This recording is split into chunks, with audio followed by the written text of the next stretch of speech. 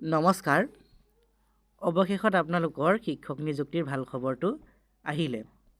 আমাৰ LPUP নতুনকৈ শিক্ষক পদ মুকলি হ'বলৈ গৈ আছে। এইখিনি শিক্ষক পদ কেতিয়া আপোনালোকক নিযুক্তি দিয়া হ'ব আৰু পদখিনি কেতিয়া বৰ্তমান পদখিনি মুকলি হোৱা নাই, আপোনালোকৰ কোন তাৰিখে মুকলি হ'ব, লগতে ইয়াৰ অনলাইন আবেদন আৰু চিলেকশ্যন প্ৰচেছ।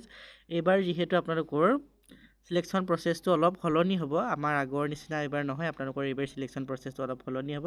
গতিকে গোটেইখিনি কথা আমি আলোচনা কৰিম। আপোনালোকে ভিডিঅ'টো স্কিপ নকৰাকৈ শেষলৈকে চাই থাকিব। আৰু মই যি শিক্ষক পদৰ কথা ক'লোঁ, আপোনালোকৰ নতুন ভেকেঞ্চি, আমাৰ LPUP শিক্ষক পদৰ নিউ ভেকেঞ্চি যি আহিবলৈ গৈ আছে, এইখিনি সম্পূৰ্ণ অফিচিয়েল হয়, আনঅফিচিয়েল নহয়। আপোনালোকে গতিকে ভিডিঅ'টো স্কিপ নকৰাকৈ শেষলৈকে চাব, তেতিয়াহে বুজি পাব।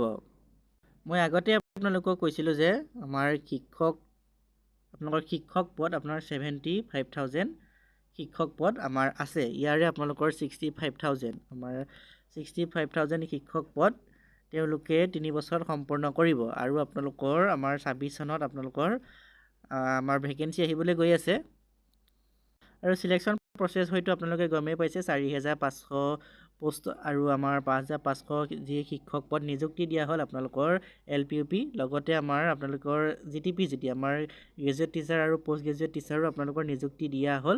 এইখিনিৰ আপোনালোকৰ চিলেকশ্যন প্ৰচেছৰ বিষয়ে আমি আলোচনা কৰিছোঁ। কিন্তু এইবাৰ আমাৰ যি LPUP শিক্ষক পদৰ নিযুক্তি দিয়া হ'ব, ইয়াত অলপ সাল সলনি হ'ব। সাল সলনি বুলি কওঁতে আমাৰ যি কোৱালিফিকেশ্যন, আপোনালোকৰ এডুকেশ্যনেল কোৱালিফিকেশ্যন, সেইখিনিৰ কোনো ধৰণৰ সাল সলনি নহয়। আপোনালোকৰ নিযুক্তিৰ সম্পৰ্কতহে আপোনালোকৰ কিছুমান সাল সলনি আপোনালোকে দেখিবলৈ পাব। আপোনালোকৰ এডুকেশ্যন কোৱালিফিকেশ্যনৰ ক্ষেত্ৰত কোনো ধৰণৰ সাল সলনি আপোনালোকে দেখিবলৈ নাপায়। এডুকেশ্যন কোৱালিফিকেশ্যন বুলি ক'বলৈ যাওঁতে আপোনালোকে টেট পাছ হ'বই লাগিব, সেইটো সকলোৱে জানে। প্ৰাৰ্থীগৰাকী আমাৰ LP শিক্ষকৰ বাবে আবেদন কৰিবলৈ হ'লে প্ৰাৰ্থীগৰাকী হায়াৰ ছেকেণ্ডেৰী পাছ হ'ব লাগিব।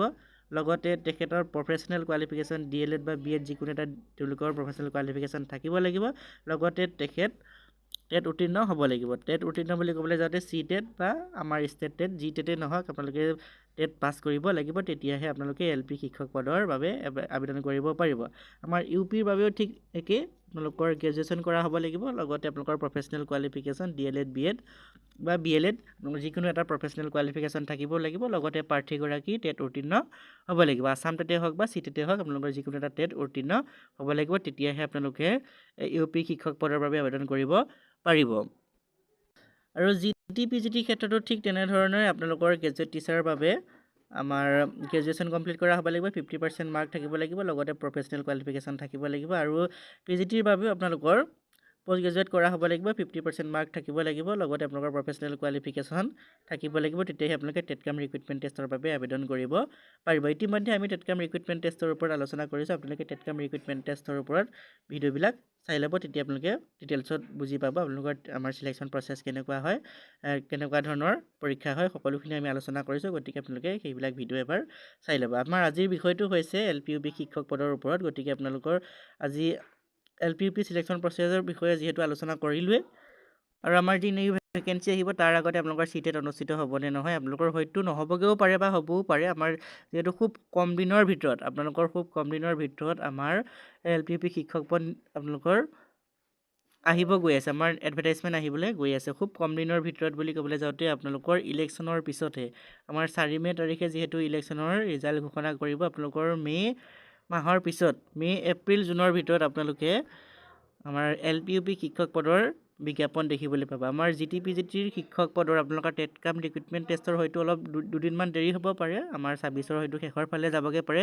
কিন্তু আপোনালোকৰ LPUP শিক্ষক পদ আপোনালোকৰ খুব কম দিনৰ ভিতৰত, আপোনালোকৰ মে' মাহৰ পাছতে, আপোনালোকৰ আমাৰ যি 4 মে' তাৰিখে ৰিজাল্ট ঘোষণা কৰিব ইলেকশ্যনৰ, তাৰপিছত আপোনালোকৰ এপ্ৰিল মে' চলি আছে, আপোনালোকৰ জুন জুলাইৰ ভিতৰত আমাৰ নতুন শিক্ষক পদ আপোনালোকে দেখিবলৈ পাব। লগতে আৰু এটা বিষয় যিহেতু চৰ্চাত আছে, এইবাৰ আমাৰ আছাম টেট অনুষ্ঠিত হ'বলৈ গৈ আছে 26ৰ শেষত বা 27ৰ প্ৰথম ভাগতে। হয়তো আপোনালোকৰ আমাৰ যি ভেকেঞ্চি আহিব, নিউ ভেকেঞ্চি আহিব, তাৰ পিছতে আমাৰ যি টেট এক্সাম সেয়া অনুষ্ঠিত হ'ব। CTET আপোনালোকৰ আমাৰ ভেকেঞ্চি অহাৰ পিছতহে হয়তো অনুষ্ঠিত হ'বগৈ, কাৰণ আমাৰ ভেকেঞ্চি খুব কম দিনৰ ভিতৰতে যিহেতু আহিব। আপোনালোকৰ CTET আমাৰ জুলাইৰ পৰা আপোনালোকে আগষ্টৰ ভিতৰত ধৰিব পাৰে, জুলাইৰ পৰা আগষ্টৰ ভিতৰত আপোনালোকে চিটেটৰ নটিফিকেশ্যন দেখিবলৈ পাব। কিন্তু চিটেট বৰ্তমান যিহেতু ৰিজাল্ট ঘোষণা কৰিছে, এতিয়া আমাৰ নেক্সট চিটেট আপোনালোকৰ জুলাইৰ পৰা আগষ্টৰ ভিতৰত হয়তো আপোনালোকে নটিফিকেশ্যন দেখিবলৈ পাব। হয়তো আমাৰ যি LPUP শিক্ষক পদৰ ভেকেঞ্চি আহিব তাৰ পিছতহে আমাৰ চিটেট অনুষ্ঠিত হ'ব। এতিয়া কথাটো হ'ল আমাৰ কিমান ভেকেঞ্চি আহিব, আপোনালোকৰ কিমান ভেকেঞ্চি আহিব বুলি কওঁতে মই আগতে আপোনালোকৰ এটা কথা কৈছিলোঁ যে 18,000 ভেকেঞ্চি এইবাৰ LPUP শিক্ষক পদত আহিব। হয়তো 18,000 নাহিবও পাৰে, কাৰণ 18,000 যি ভেকেঞ্চিৰ কথা মই ক'লোঁ আপোনালোকৰ সেইটো সম্পূৰ্ণ অফিচিয়েল তথ্য নহয়, আনঅফিচিয়েল হয়। গতিকে 18,000 হয়তো কমো আহি যাব পাৰে, কাৰণ 10-12,000 মানুহ হয়তো আহিব পাৰে বা 18,000 ওপৰতো আহিব পাৰে।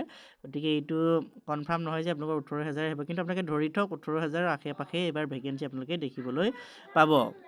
আৰু যোনসকলে সুধি আছিলে টেটকাম ৰিক্ৰুইটমেণ্ট টেষ্ট কেতিয়া অনুষ্ঠিত হ'ব, টেটকাম ৰিক্ৰুইটমেণ্ট টেষ্টটো খুব কম দিনৰ ভিতৰতে অনুষ্ঠিত হ'ব। আমাৰ LPUP শিক্ষক পদৰ বিজ্ঞাপন অহাৰ পিছতহে আপোনালোকে টেটকাম ৰিক্ৰুইটমেণ্ট টেষ্টৰ যি বিজ্ঞাপন আপোনালোকে দেখিবলৈ পাব। আপোনালোকে টেটকাম ৰিক্ৰুইটমেণ্ট টেষ্টটো যে নহ'ব তেনেকুৱা নহয়, আপোনালোকৰ খুব কম দিনৰ ভিতৰতে টেটকাম ৰিক্ৰুইটমেণ্ট টেষ্ট অনুষ্ঠিত হ'ব। গতিকে আপোনালোকে এতিয়াৰ পৰা প্ৰিপেৰেশ্যন কৰি থাকক। আপোনালোকে আগষ্টৰ পৰা নৱেম্বৰ বা ডিচেম্বৰ তেনেকুৱা মাহতে আপোনালোকে আমাৰ 26ৰ শেষৰ ফালে আপোনালোকে টেটকাম ৰিক্ৰুইটমেণ্ট টেষ্টৰ নটিফিকেশ্যন দেখিবলৈ পাব। আপোনালোকৰ LPUP শিক্ষক পদৰ বিজ্ঞাপন আৰু 2-3 মাহৰ ভিতৰত আপোনালোকে পাই যাব। 2-3 মাহ বুলি ক'বলৈ যাওঁতে আপোনালোকৰ জুলাই মাহৰ ভিতৰত আপোনালোকে আমাৰ LPUP শিক্ষক পদৰ বিজ্ঞাপন দেখিবলৈ পাব। আৰু এইটো মই যি কথাটো ক'লোঁ আপোনালোকৰ অফিচিয়েল তথ্য মই ক'ত পালোঁ আপোনালোকক দেখাই আছোঁ, আপোনালোকে চাই থাকক। এইটো দেখিবলৈ পাইছে, এইটো আপোনালোকৰ এটা নিউজ চেনেলত পাব্লিছ হৈছিলে। আমাৰ প্ৰকাশ পাব নতুন পদৰ বিজ্ঞাপন, শীঘ্ৰেই সংশোধন হ'ব শিক্ষক চাকৰিৰ বিধি। আপোনালোকৰ এইখিনি LPUP শিক্ষক পদ আপোনালোকৰ মুকলি হ'ব।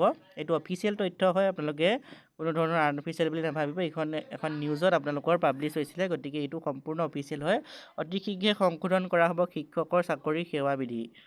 আপোনালোকৰ যি মই ক'লোঁ আপোনালোকৰ চিলেকশ্যন প্ৰচেছটো অলপ বদলি হ'ব। আপোনালোকৰ আমাৰ যি শিক্ষক পদৰ বাবে কোৱালিফিকেশ্যন লাগে তেনেকুৱা কোনো ধৰণৰ বদলি নহয়। আপোনালোকৰ যি এপইণ্টমেণ্টৰ ক্ষেত্ৰতহে এইখিনি আহিব। গতিকে এইখিনিৰ ওপৰত আমি আলোচনা নকৰোঁ, এইখিনি আপোনালোকে পিছত আপোনালোকক আলোচনা কৰিম।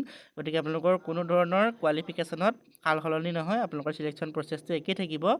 আমাৰ যি পদ্ধতিত আগৰ পৰা চিলেকশ্যন হৈ আহিছিলে, আপোনালোকৰ LP শিক্ষকৰ বাবে যেনেধৰণৰ কোৱালিফিকেশ্যন লাগে, UPৰ বাবে যেনেধৰণৰ কোৱালিফিকেশ্যন লাগে তেনেকুৱা ধৰণেই আপোনালোকৰ এইবাৰো হ'ব।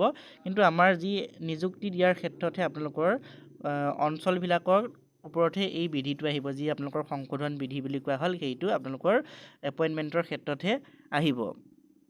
গতিকে খুব কম দিনৰ ভিতৰত আপোনালোকৰ শিক্ষক পদ মুকলি হ'বলৈ গৈ আছে। আপোনালোকে যিহেতু অধিক আগ্ৰহে ৰখি আছে, গতিকে আপোনালোকে খুব কম দিনৰ ভিতৰতে শিক্ষক পদৰ বিজ্ঞাপন দেখিবলৈ পাব। আপোনালোকে ইলেকশ্যনৰ ৰিজাল্টৰ পিছতে শিক্ষক পদৰ বিজ্ঞাপন দেখিবলৈ পাব।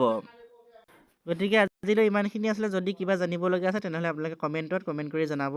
মই নেক্সট ভিডিঅ'ত আপোনালোকৰ ডাউটসমূহ ক্লিয়াৰ কৰিবলৈ চেষ্টা কৰিম। আজিলৈ ইমানেই আছিলে, ধন্যবাদ।